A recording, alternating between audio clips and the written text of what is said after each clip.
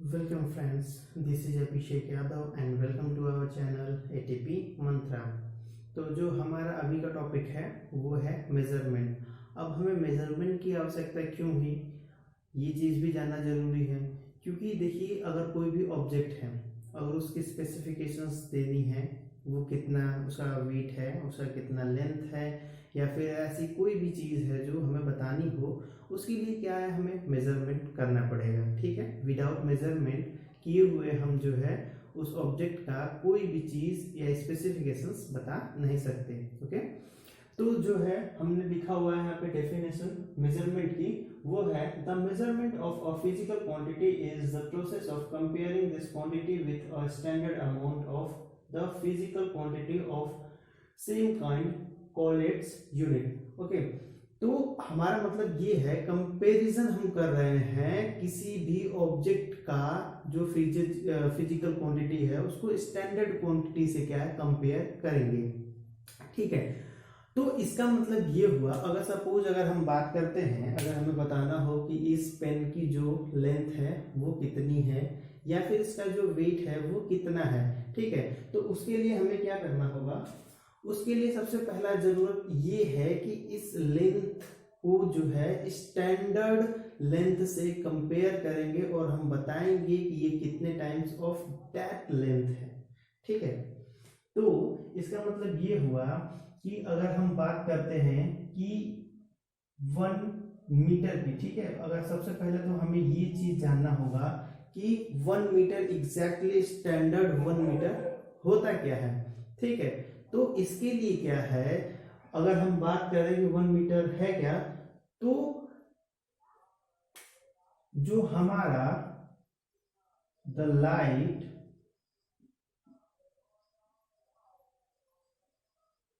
Travel in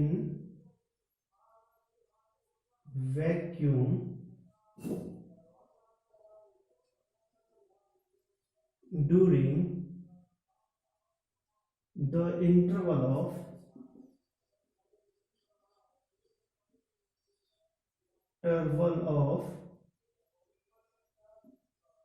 time 1/299792458 में जितना distance travel करेगी वो जो होगा क्या 1 मीटर होगा।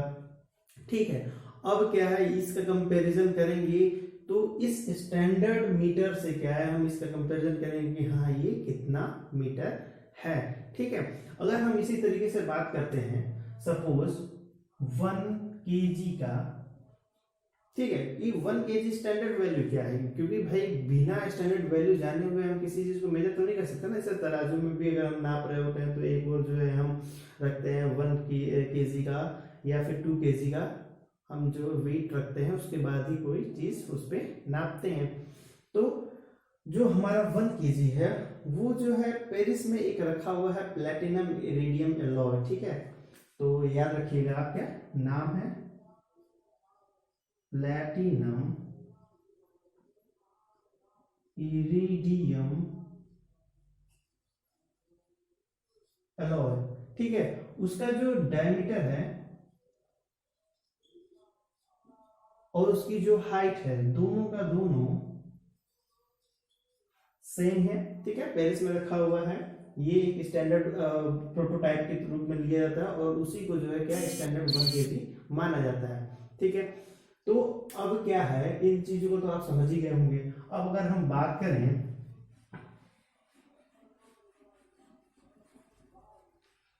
कि हमने नाप तो लिया, अरे नाप तो लेंगे ही, ठीक है, अब उसको हम एक्सप्रेस कैसे करेंगे, लिखेंगे कैसे, उस चीज के लिए सबसे पहली बात क्या है, अगर हम क्यू को कोई फिजिकल क्वांटिटी मान लेते हैं, ठीक है, तो इसको हम लिखेंगे कैसे, एन इंटू यू। ठीक है, अब यहाँ पे मैं बता देता हूँ क्यू क्या है, एन क्या है और यू क्या है। यहाँ पे जो क्यू है वो क्या है, measure of physical quantity.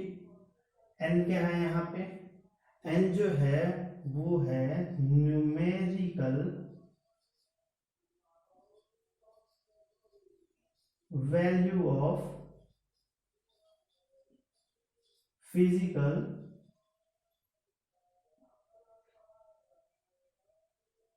Quantity.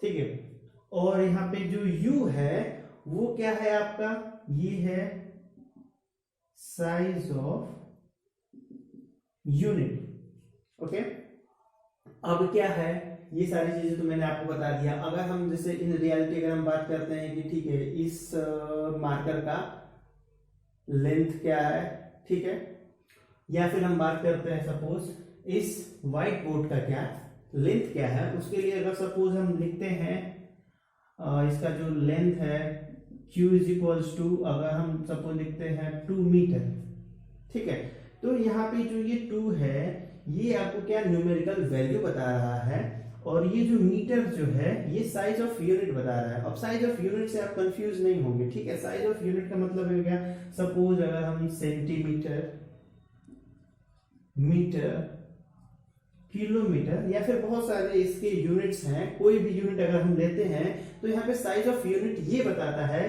कि जैसे ये किलोमीटर है वो क्या सेंटीमीटर से बड़ा है, ये जो मीटर है वो किलोमीटर से छोटा है और सेंटीमीटर से बड़ा है।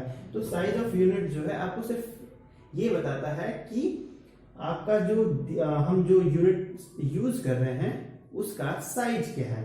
ओके, अब अगर हम बात करते हैं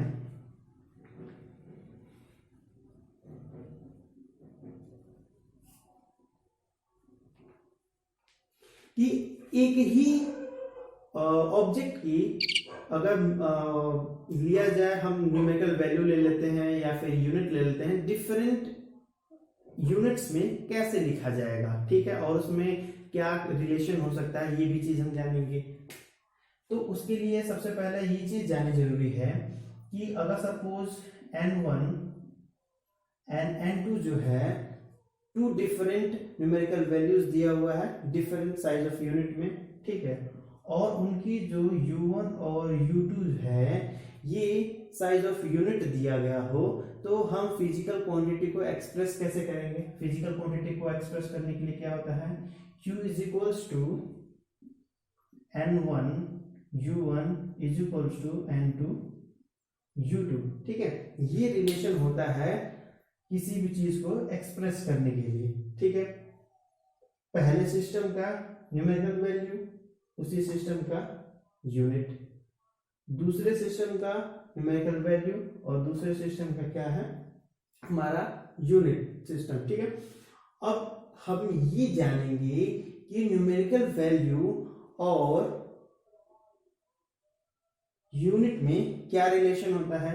तो एक बार और मैं आपको बता देता हूं कि m जो होता है इनवर्सली प्रोपोर्शनल टू u होता है, ठीक है, क्या n is equals to proportional to 1/u, ठीक है। तो यहाँ पे जो n है वो क्या है आपका न्यूमेरिकल वैल्यू, और ये u जो है वो क्या है साइज ऑफ यूनिट। ओके, तो इसके लिए मैं एक डेफिनेशन भी लिख सकता हूं कि numerical value is inversely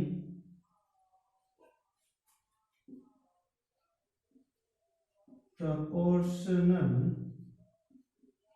to the